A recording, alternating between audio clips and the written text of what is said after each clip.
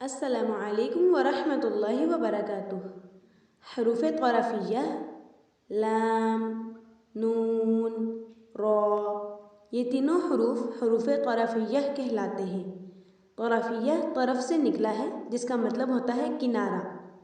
یہ حروف زبان کے کنارے سے ادا ہوتے ہیں، اسی لیے انہیں حروف طرفیہ کہا جاتا ہے۔ بطور نوٹ یہ بات بتائی جا رہی ہے کہ زبان کا کنارہ پھیلا ہوا ہوتا ہے، جیسا کہ ہم تصویر میں دیکھ سکتے ہیں، اور دانتوں اور داڑھوں کے نام اور ان کے حصوں میں ہم یہ ساری چیزیں پڑھ چکے ہیں۔ تو زبان کے کنارے سے لام، نون، را جو حروف طرفیہ کہلاتے ہیں یہ ادا ہوتے ہیں۔